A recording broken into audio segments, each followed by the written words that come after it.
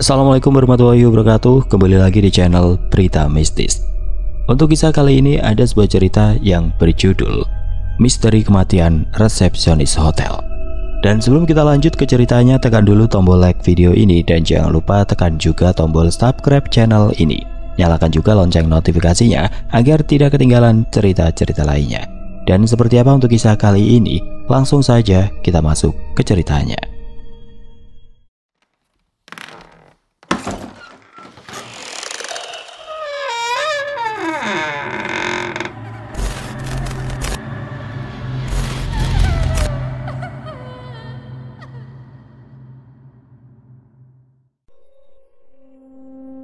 Jakarta pagi itu seperti biasa berdenyut dengan ritme yang tidak pernah berhenti. Di kawasan Sudirman, gedung-gedung tinggi menjulang, mencerminkan sinar matahari pagi yang menyelinap di sela-sela kaca modern. Di salah satu hotel bintang 4 di jantung ibu kota, Dania berdiri di belakang meja resepsionis dengan seragam biru tua yang rapi. Nemtek berkilau di dadanya dan senyum profesional yang terlatih, rambutnya yang panjang disanggul sederhana, memberikan kesan anggun namun tetap praktis untuk pekerjaan yang menuntutnya bergerak cepat.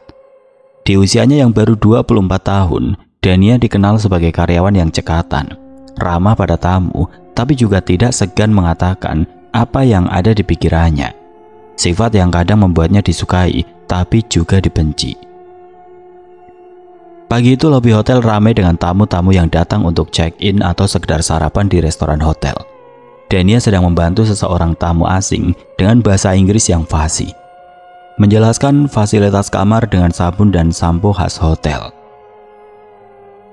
Namun di sela kesibukannya, matanya menangkap pemandangan yang mengganggu. Lisa, rekan kerjanya, berjalan tergesa-gesa dengan kancing kemeja yang terbuka di bagian dada. Dania mengerutkan kening. Menurutnya penampilan adalah cerminan profesionalisme, apalagi di hotel yang menjunjung standar tinggi. "Lis, kancing bajunya kebuka tuh, agak kurang pantas," ujar Dania dengan nada rendah tapi tegas saat Lisa lewat di dekatnya. Lisa yang sedang buru-buru langsung memerah. Ia buru-buru memperbaiki kancingnya sambil tersenyum canggung. Makasih ya Dan, nggak sadar tadi," balasnya, tapi nada suaranya menunjukkan sedikit ketidaknyamanan. Dania hanya mengangguk singkat lalu kembali ke tugasnya. Bagi Dania, kejujuran seperti itu adalah hal biasa. Ia dibesarkan di keluarga sederhana di pinggiran Jakarta, di mana ibunya selalu mengajarkan bahwa kebenaran harus diucapkan, meski kadang menyakitkan. Namun di lingkungan kerja yang penuh intrik, sifatnya itu tidak selalu diterima dengan baik. Di kantin karyawan saat jam istirahat, suasana lebih santai. Meja-meja kayu sederhana dipenuhi karyawan yang sedang menyantap nasi goreng atau mie rebus dari warteg langganan di seberang hotel. Dania duduk bersama beberapa rekan kerja termasuk Rosi, seorang karyawati di bagian housekeeping yang selalu memandangnya dengan tatapan sinis. Rosi dengan kulit sawo matang dan rambut pendek yang selalu diikat karet warna-warni, dikenal sebagai orang yang ceria di depan tamu. Tapi di belakang, ia tidak segan menyebarkan gosip. Persaingan antara Dania dan Rosi sudah tercium sejak Dania dipuji manajer karena menangani keluhan tamu dengan baik bulan lalu. Rosi yang merasa dirinya lebih senior tidak bisa menerima sorotan itu beralih ke Dania. Saat dia mengambil segelas teh manis, ia mendengar Rosi berbisik pada teman sebelahnya.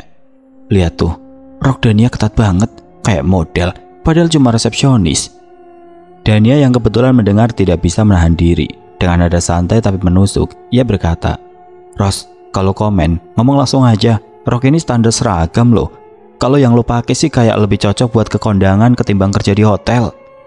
Karyawan lain di meja itu langsung terdiam. Beberapa menahan tawa. Rosi tersenyum kecut. Matanya membelalak penuh amarah. Tapi ia tidak membalas. Ia hanya menggenggam sendoknya lebih erat dan melanjutkan makan. Di hati Rosi, ucapan Dania seperti menyiram bensin ke api kebencian yang sudah lama membara. Ketegangan antara keduanya bukan hal baru. Dania dengan kepercayaan dirinya yang tinggi sering menjadi pusat perhatian tanpa ia sadari. Ia tidak hanya cerdas dalam pekerjaan, tapi juga punya karisma yang membuat tamu dan bahkan beberapa rekan pria memperhatikannya. Rosi di sisi lain merasa tersaingi. Ia merasa dirinya lebih berpengalaman tapi selalu kalah pamor, apalagi rumor tentang kedekatan Dania dengan Ajis, staf pemasaran yang dikenal sebagai pria charming di hotel. membuat Rosie semakin geram. Ajis adalah kekasih Rosie. Meski hubungan mereka dirahasiakan dari rekan kerja lain, Rosie tahu Ajis suka menggoda wanita lain. Tapi ia tidak pernah menyangka Dania akan menjadi ancaman. Sore itu saat shift Dania hampir selesai, ia melihat Rosie berjalan tergesa-gesa menuju ruang loker. Dania menghela nafas, merasa ada sesuatu yang tidak beres dengan sikap Rosie. Ia memutuskan untuk tidak memikirkannya terlalu dalam. Baginya, pekerjaan adalah prioritas. Dan ia tidak mau terjebak dalam drama kecil-kecilan. Namun di sudut hatinya ia merasa ada sesuatu yang tidak nyaman. Seperti firasat bahwa ketegangan dengan Rosie bukan sekedar cekcok biasa. Di Jakarta, kota yang penuh intrik dan persaingan, Dania tahu bahwa setiap langkahnya harus hati-hati. Tapi ia tidak pernah menyangka bahwa kejujurannya yang ia anggap sebagai kekuatan akan menjadi pemicu petaka yang jauh lebih besar. Saat malam tiba, Dania meninggalkan hotel dengan langkah ringan. Jaket denim melindunginya dari udara Jakarta yang mulai dingin. Di depan halte busway, ia menyalakan ponselnya dan membaca pesan dari Ajis. Dan, besok aku bawain kopi buatmu ya, si pagi kan? Dania tersenyum kecil. Ajis dengan sikapnya yang ramah dan perhatian memang membuat hari-harinya di hotel sedikit lebih berwarna. Tapi di balik senyumnya, Dania tidak tahu bahwa setiap pesan dari Ajis adalah bagian dari permainan yang jauh lebih gelap yang akan mengubah hidupnya selamanya. Siang itu Jakarta seperti bisa terperangkap dalam kemacetan dan panas yang menyengat. Di sebuah warung makan sederhana di gang sempit tidak jauh dari hotel bintang 4 tempat Dania bekerja, aroma soto ayam dan sate kambing menguar, bercampur dengan suara deru motor dan klakson yang tidak henti-hentinya. Warung ini dengan meja-meja plastik dan kursi yang sedikit goyah adalah tempat favorit para karyawan hotel untuk makan siang. Harganya murah, porsinya besar, dan ibu penjualnya yang akrab disapa Butini selalu ramah menyapa pelanggan dengan senyum lebar. Dania duduk di sudut warung menyantap soto ayam dengan sepiring kerupuk di sampingnya. Di hadapannya ponselnya tergeletak, menampilkan notifikasi dari grup WhatsApp karyawan hotel yang membahas jadwal shift minggu depan. Dania mengenakan kemeja putih sederhana. Seragam hotelnya sudah diganti setelah shift pagi selesai. Rambutnya yang biasanya tersanggul rapi kini tergerai. Rambutnya terlihat lebih santai, tapi wajahnya tetap memancarkan aura percaya diri yang tidak bisa disembunyikan. Di meja sebelah, Rosie duduk bersama dua rekan dari bagian housekeeping, mengobrol dengan nada yang sengaja dikeraskan agar Dania mendengar. "Tuh, si Dania, sok-sokan pakai parfum mahal, kayak artis saja," ujar Rosie sambil mencuri pandang ke arah Dania. Teman-temannya terkikik, tapi Dania yang sudah terbiasa dengan sindiran Rosie hanya menghela nafas dan terus menyendok soto. Konflik antara Dania dan Rosie bukanlah rahasia di kalangan karyawan. Sejak Dania bergabung setahun lalu, Rosie merasa posisinya sebagai salah satu karyawan senior terusik. Dania dengan kemampuan bahasa Inggrisnya yang baik dan sikapnya yang tegas, sering mendapat pujian dari manajer. Rosie yang sudah bekerja 3 tahun di hotel merasa dirinya lebih pantas mendapatkan sorotan. Apalagi Dania punya kebiasaan belak-belakan yang kadang membuat orang lain tersinggung, termasuk Rosie.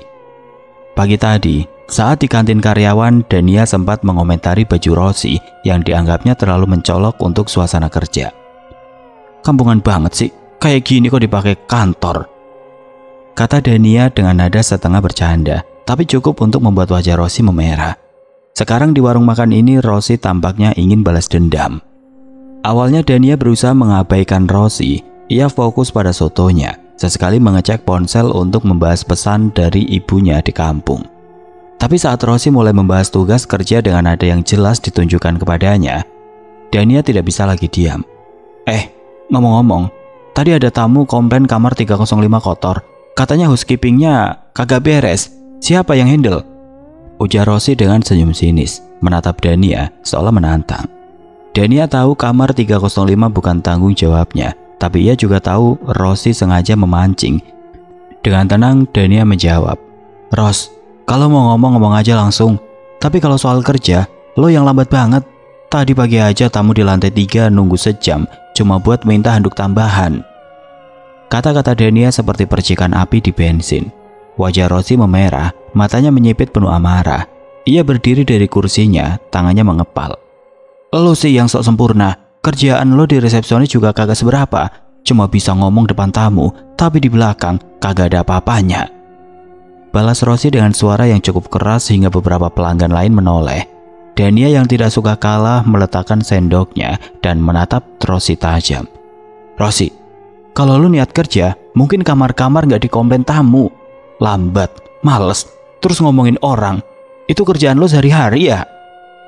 Suasana warung mendadak hening. Putini yang sedang mengipasi sate di dekat pintu berhenti sejenak, memandang keduanya dengan ekspresi khawatir.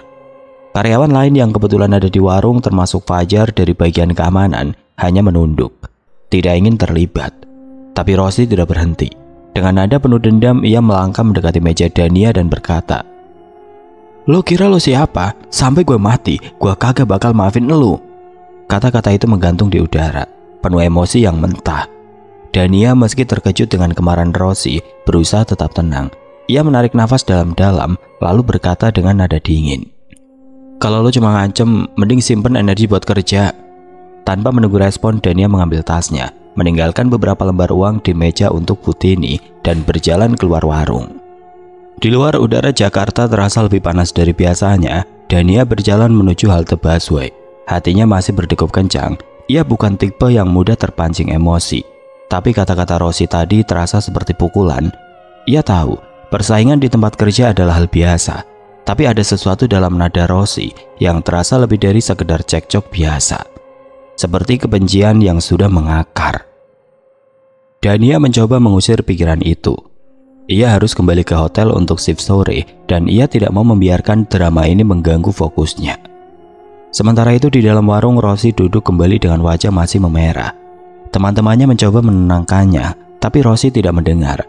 Di kepalanya ia memutar ulang setiap kata Dania, setiap senyumnya yang dianggap sombong, setiap pujian yang Dania dapatkan dari manajer. Tapi paling membuatnya mendidih adalah kabar bahwa Dania mulai dekat dengan Ajis, kekasihnya. Rosi tahu Ajis bukan tipe pria setia. Ia sering menggoda karyawati lain, tapi Rosi selalu maafkannya, berharap Ajis akan berubah. Namun melihat Ajis mulai sering mengobrol dengan Dania, mengantar kopi ke meja resepsionis, atau sekedar tersenyum lebar saat lewat, membuat Rosi merasa terancam. Kalau Dania pikir dia bisa ambil Ajis dari gua, dia salah besar, gumam Rosi dalam hati. Sore itu saat Dania kembali ke hotel dan mengenakan seragamnya, ia mendapat pesan dari Ajis. "Dan, tadi aku dengar lo ribut sama Rosi. Lo gak apa-apa kan?" Dania tersenyum kecil membaca pesan itu. Ajis dengan pesonanya yang santai dan perhatian kecilnya selalu tahu cara membuatnya merasa diperhatikan. "Gak apa-apa, cuma Rosi yang lebay," balas Dania singkat. Ia tidak tahu bahwa di balik pesan itu, Ajis sedang duduk di sebuah kedai kopi bersama Rosi, menunjukkan pesan Dania kepada Rosi dengan senyum licik. "Tenang Ros, aku cuma deketin dia buat bercanda. Lo kan tahu, cuma lo yang aku suka," ujar Ajis, tapi matanya berkilat dengan niat yang tidak bisa dibaca. Rosi mengangguk, tapi di hatinya ia sudah merencanakan sesuatu yang akan membuat Dania menyesal telah menantangnya. Jakarta sore itu masih menyisakan panas yang lengket, meski matahari sudah mulai condong ke barat. Di lobi hotel bintang 4 di kawasan Sudirman, Dania sibuk menyelesaikan laporan akhir shift di meja resepsionis. Lampu-lampu kristal di langit-langit lobi memantulkan cahaya lembut, menciptakan suasana mewah yang kontras dengan hiruk-pikuk di luar gedung. Dania dengan seragam biru tua yang tetap rapi meski sudah bekerja seharian, sesekali menghela nafas. Pikirannya masih terpaut pada cekcok dengan Rosi di warung makan siang tadi. Ia tidak suka drama, tapi Rosi sepertinya punya bakat untuk membuatnya kesal. Namun saat ia mengetik di komputer, sebuah cangkir kopi dalam gelas kertas tiba-tiba diletakkan di dekatnya. "Karamelet non sugar kan?" Suara Ajis yang hangat menyapa. Dania mendongak sedikit terkejut tapi tersenyum. Kok tahu aku suka ini?" tanyanya sambil mengambil cangkir itu dengan hati-hati. Ajis dengan kemeja lengan pendek dan celana chino yang membuatnya terlihat santai namun tetap profesional, hanya menggedikan bahu. "Insting marketing dan harus tahu apa yang disukai klien atau temen," katanya sambil mengedipkan mata. Dania terkekeh merasa sedikit lebih ringan. Ajis, staf pemasaran berusia 28 tahun, memang punya pesona yang sulit diabaikan. Wajahnya yang tirus, senyumnya yang selalu tampak tulus, dan cara bicaranya yang santai membuatnya jadi favorit di kalangan karyawati. Tapi Dania selalu berhati-hati. Ia tahu reputasi Ajis sebagai playboy dan ia bukan tipe yang mudah jatuh pada rayuan. Namun sejak beberapa minggu terakhir, Ajis seolah lebih sering muncul di sekitar Dania. Kadang ia membawakan kopi, kadang sekedar mengobrol di sela jam istirahat, atau mengirim pesan lucu di WhatsApp. Dania yang awalnya skeptis mulai merasa nyaman dengan perhatian kecil itu. Di tengah tekanan kerja dan ketegangan dengan Rosi, Ajis seperti angin segar. Malam itu setelah shift selesai, Ajis menunggu Dania di dekat loker karyawan. "Dan, ada rencana malam ini. Aku mau ke kafe baru di Senopati, katanya cozy banget. Ikut yuk," ajaknya dengan nada santai. Dania ragu sejenak. Ia tahu harus pulang ke kosan di Tebet, tapi ada sesuatu dalam nada Ajis yang membuatnya sulit menolak. "Ya boleh deh, tapi cuma bentar ya, besok aku sih pagi," jawabnya berusaha terdengar cuek. Malam itu di kafe kecil dengan lampu-lampu gantung dan aroma kopi yang harum, Dania dan Ajis duduk di sudut ruangan. Musik akustik mengalun pelan, menciptakan suasana intim. Ajis bercerita tentang pengalamannya di hotel sebelumnya, tentang tamu-tamu aneh yang pernah ia temui, dan rencananya untuk suatu hari membuka usaha sendiri. Dania mendengarkan dengan penuh minat, sesekali tertawa pada lelucon Ajis. "Lu beda Dan, banyak cewek di hotel cuma bisa senyum-senyum doang, tapi lu punya pendirian," puji Ajis, membuat Dania tersipu. Ia tidak tahu bahwa di balik kata-kata manis itu, Ajis sedang menjalankan rencana yang jauh lebih gelap. Di sisi lain kota, di sebuah kosan sederhana di daerah Kuningan, Rosi duduk di ranjangnya dengan ponsel di tangan. Wajahnya penuh amarah saat membaca pesan dari Ajis. "Udah di kafe sama Dania, lo tenang aja. Ini cuma buat bikin dia naksir. Terus kita kasih pelajaran." Rosi mengetik balasan dengan jari gemetar. "Jangan kelewatan, Jis. Aku serius. Bikin dia jatuh, tapi jangan sampai lo beneran suka sama dia." Rosi tahu Ajis punya sifat oportunis, tapi ia terlalu dibutakan oleh dendam untuk memikirkan resiko. Cekcok di warung makan tadi hanyalah puncak dari kebencian yang sudah lama ia pendam terhadap Dania. Menurut Rosi, Dania adalah ancaman, bukan hanya untuk posisinya di hotel, tapi juga untuk hubungannya dengan Ajis. Rencana ini meski kejam adalah cara Rosi untuk memastikan Dania tahu tempatnya. Hari-hari berikutnya Ajis semakin intens mendekati Dania. Ia mulai mengirim pesan setiap pagi, mengajak makan siang, bahkan menawarkan tumpangan pulang dengan motornya. Dania yang awalnya menjaga jarak mulai luluh. Ia tidak bisa menyangkal bahwa Ajis punya cara untuk membuatnya merasa istimewa. Suatu malam setelah shift malam yang melelahkan, Ajis mengajak Dania ke sebuah taman kecil dekat hotel. Di bawah lampu jalan yang redup, Ajis menggenggam tangan Dania dengan lembut. "Dan, aku serius sama lo. Aku tahu lu bukan tipe yang gampang percaya, tapi aku beneran suka sama lu," katanya dengan nada yang terdengar tulus. Dania sudah lelah dengan kesepian dan tekanan hidup di Jakarta. Merasa hatinya meleleh.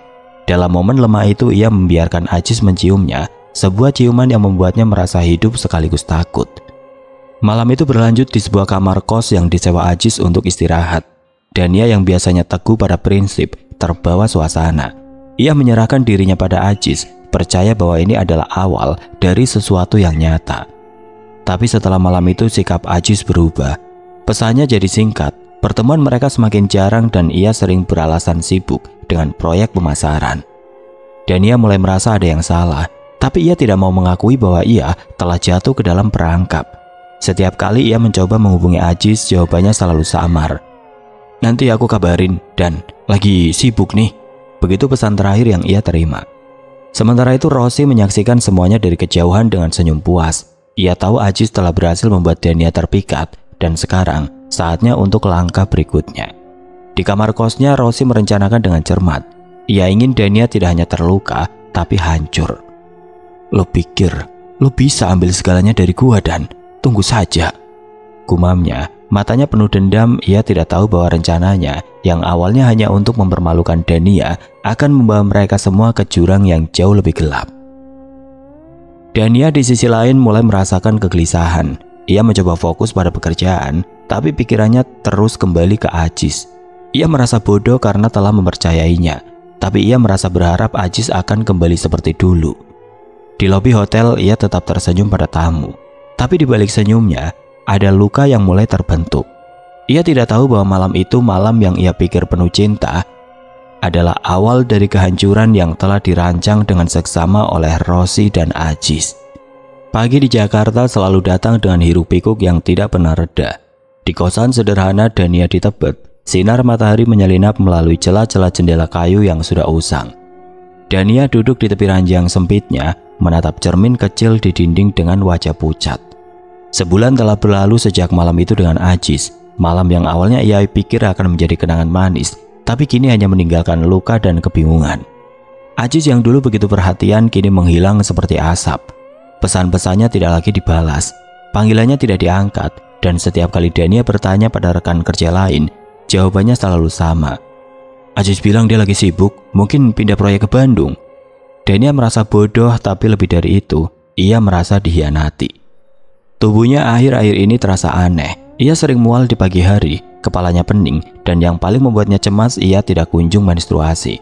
Awalnya ia mengira itu hanya efek stres dari pekerjaan dan drama dengan Ajis.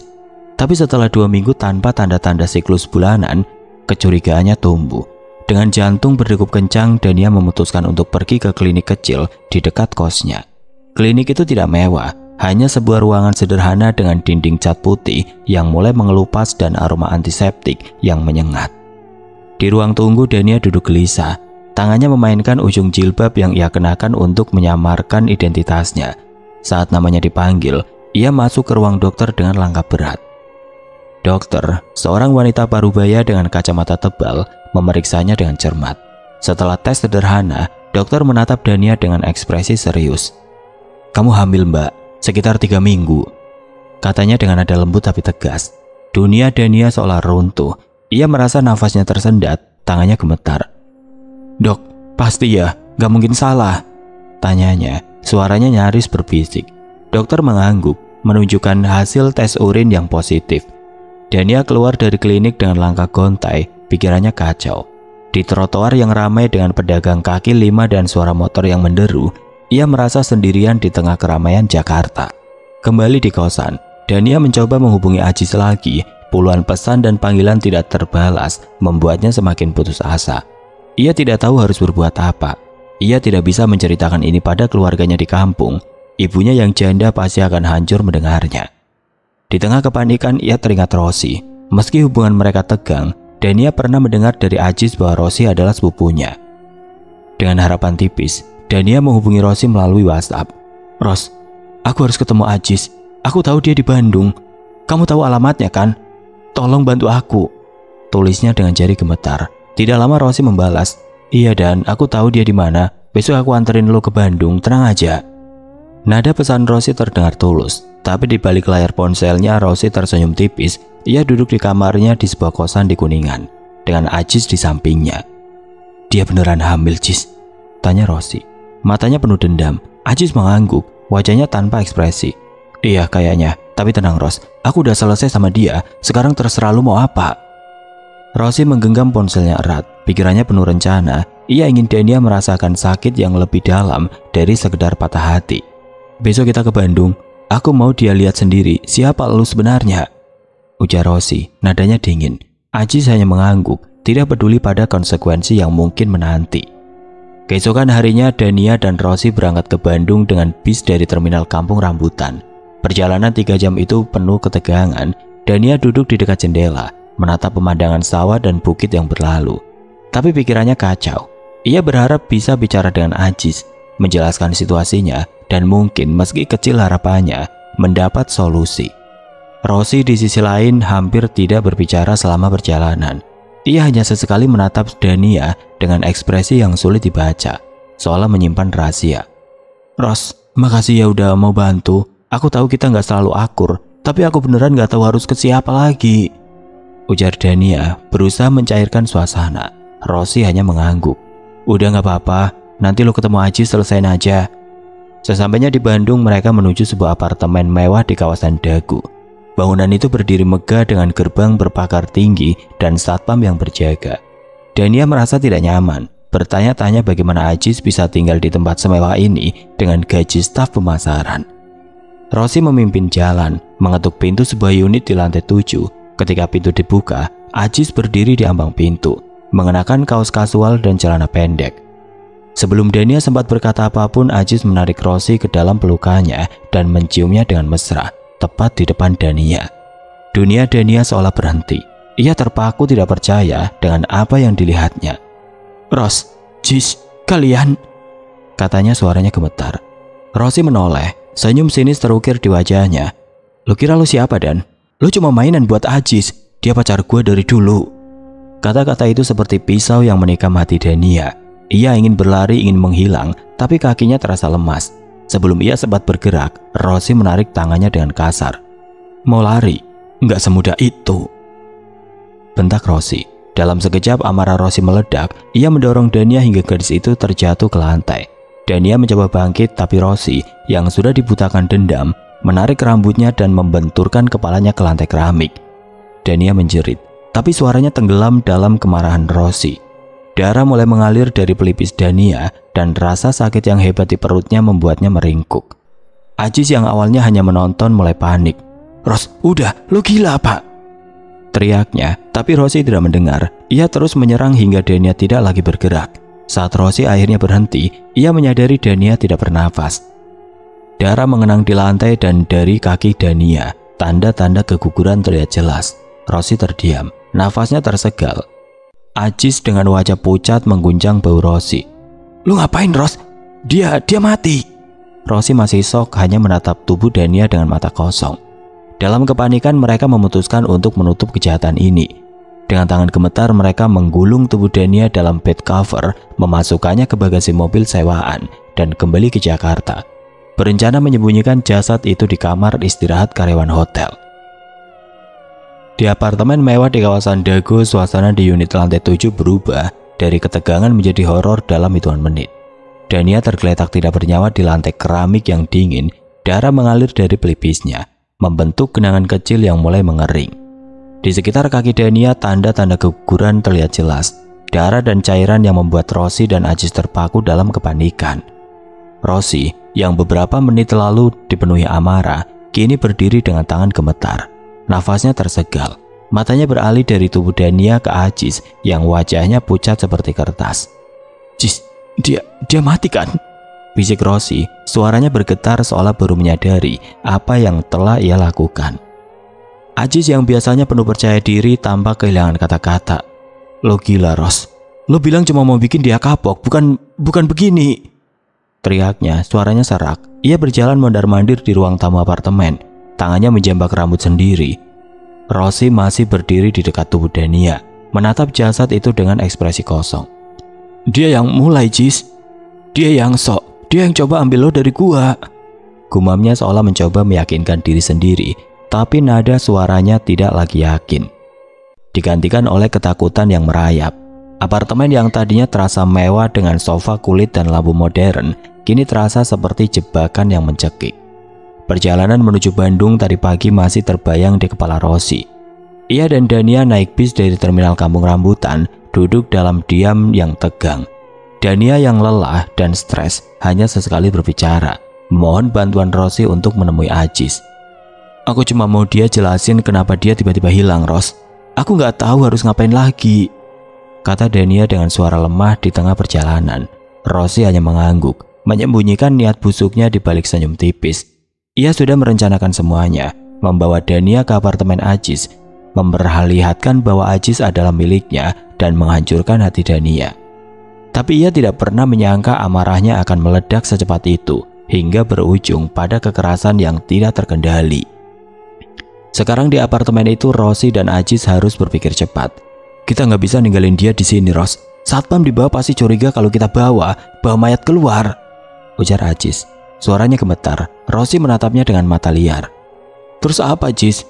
Lo mau kita ketahuan? Lo yang bikin dia hamil. Lo yang bikin kita sampai di titik ini." Ajis menggeleng. "Jangan salahin aku. Lo yang kelewatan. Lo yang mukulin dia." Pertengkaran mereka terhenti ketika suara ketukan di pintu membuat keduanya tersentak. "Pak Ajis, ada apa kok ribut?" Suara satpam apartemen terdengar dari luar.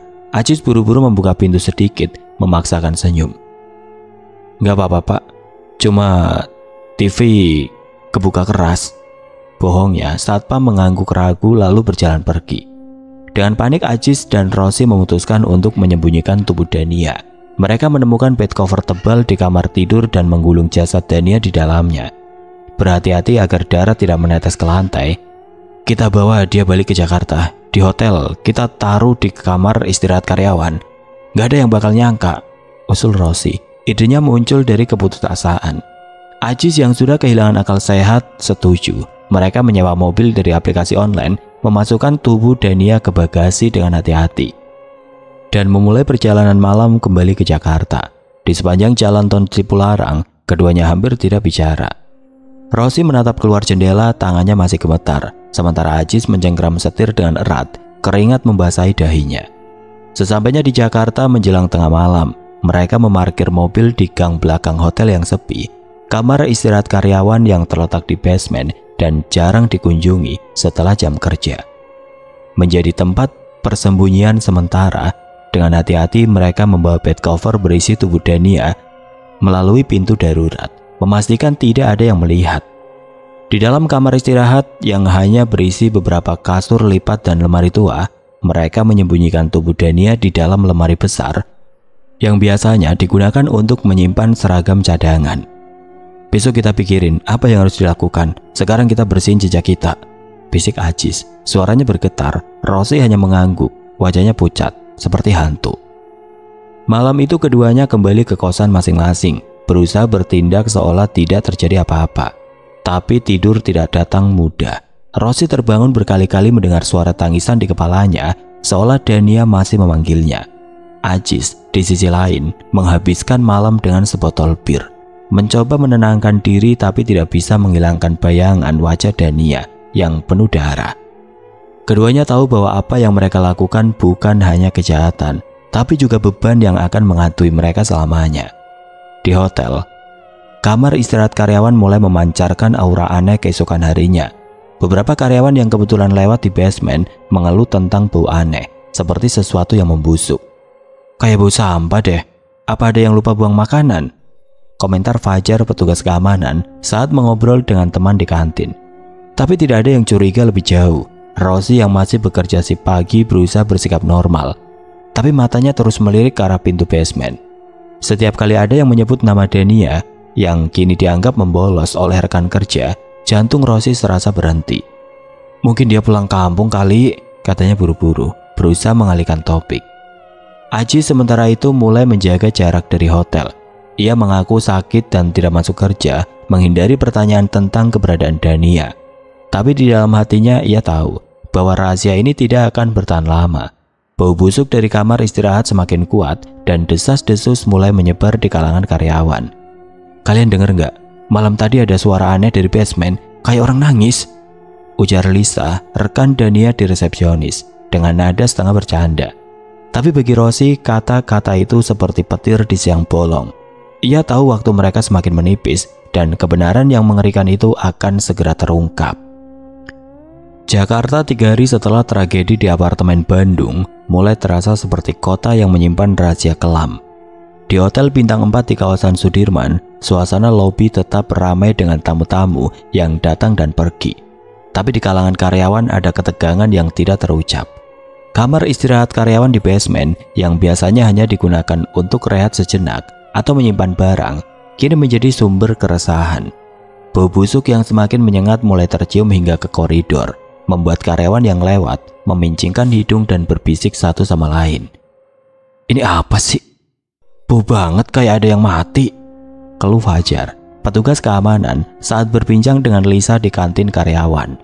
Lisa yang biasanya ceria hanya mengangguk dengan wajah cemas. Aku tadi malam dengar suara aneh di basement. Kayak orang nangis, serem deh, balasnya suaranya pelan.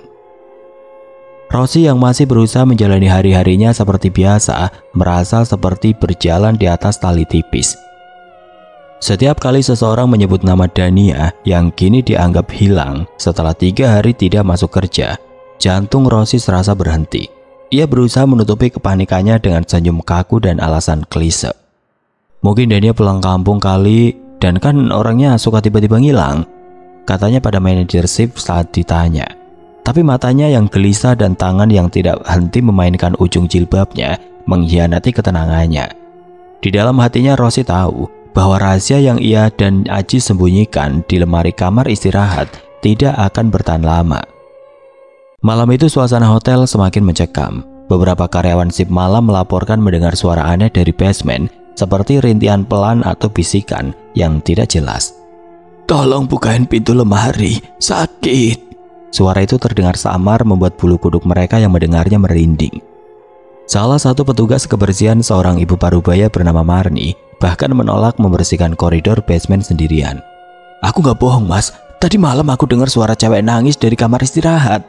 Aku gak berani lewat sana lagi," katanya pada Fajar dengan wajah pucat. Fajar yang awalnya skeptis mulai merasa ada yang tidak beres. Bau busuk itu bukan lagi sekedar bau sampah, dan suara-suara misterius itu terlalu nyata untuk diabaikan. Rosi yang kebetulan mendengar percakapan itu saat mengambil air di kantin merasa jantungnya hampir copot. Ia buru-buru meninggalkan shiftnya lebih awal, mengaku sakit perut, dan kembali ke kosannya di Kuningan. Di kamar kecilnya yang penuh dengan pakaian berserakan dan aroma minyak kayu putih, Rosi duduk di ranjang, memeluk lututnya. Bayangan wajah Dania, penuh darah dan tidak bernyawa, terus menghantuinya. Ia mencoba menghubungi Ajis tapi ponsel pria itu tidak aktif. "Angkat Jis, lo kabur sekarang," gumamnya marah sekaligus ketakutan. Rosi tahu ia tidak bisa terus bersembunyi. Bau itu, suara itu, dan desas-desus di hotel semakin mendekati kebenaran yang mengerikan. Keesokan harinya manajer hotel Pak Budi tidak bisa lagi mengabaikan keluhan karyawan. Bau busuk yang kini tercium hingga ke tangga darurat membuatnya curiga. Ia memanggil Fajar dan beberapa petugas keamanan untuk memeriksa kamar istirahat. "Cari tahu sumber baunya. Kalau cuma sampah, buang. Tapi kalau ada yang aneh, lapor ke saya secepatnya," perintahnya dengan nada tegas. Fajar bersama dua rekannya membuka pintu kamar istirahat dengan hati-hati. Bau busuk yang menyengat langsung menyergap mereka, membuat salah satu petugas memegang hidungnya.